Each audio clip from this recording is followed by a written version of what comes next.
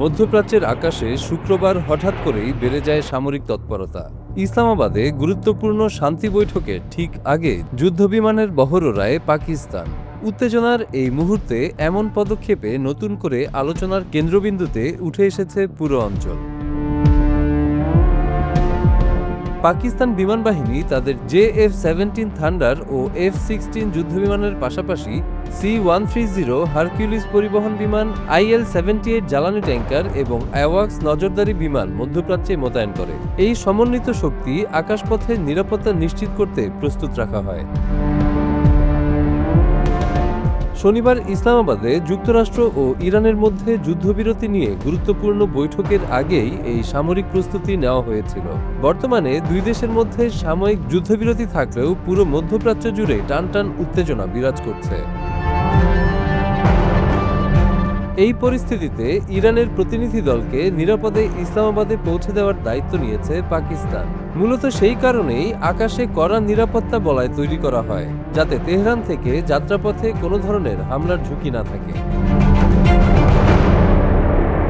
বিশেষ করে ইসরায়েলের সম্ভাব্য হামলার আশঙ্কা মাথায় রেখে এই নিরাপত্তা ব্যবস্থা নেওয়া হয়। পাকিস্তানের যুদ্ধবিমানগুলো আয়রন এসকর্ট হিসেবে কাজ করছে, যা ইরানি প্রতিনিধি দলের বিমানকে ঘিরে পুরো পথ জুড়ে নিরাপত্তা দেওয়ার কাজে নিয়োজিত।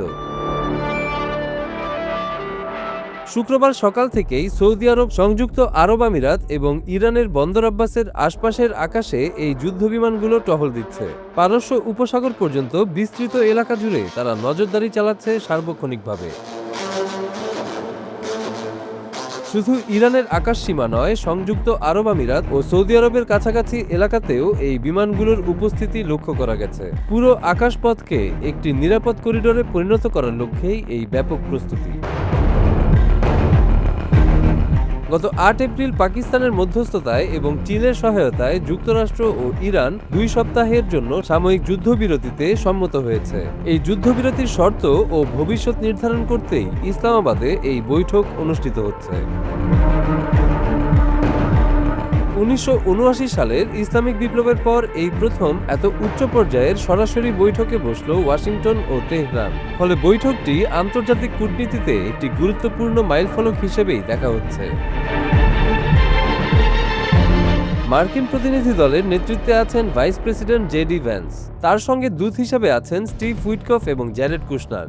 ইরানের পক্ষে নেতৃত্বে আছেন পার্লামেন্ট স্পিকার মোহাম্মদ বাঘের গালিবাফ ও পররাষ্ট্রমন্ত্রী আব্বাস আরাকচি।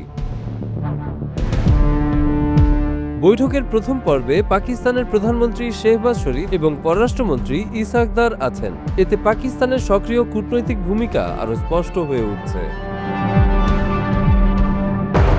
এখন পুরো বিশ্বের নজর এই বৈঠকের দিকে। এটি কি স্থায়ী সমাধানের পথ খুলে দিবে, নাকি নতুন করে উত্তেজনা বাড়াবে? তা নিয়ে বিশ্বজুড়ে উদ্বেগ ও কৌতূহল দুইই বাড়ছে।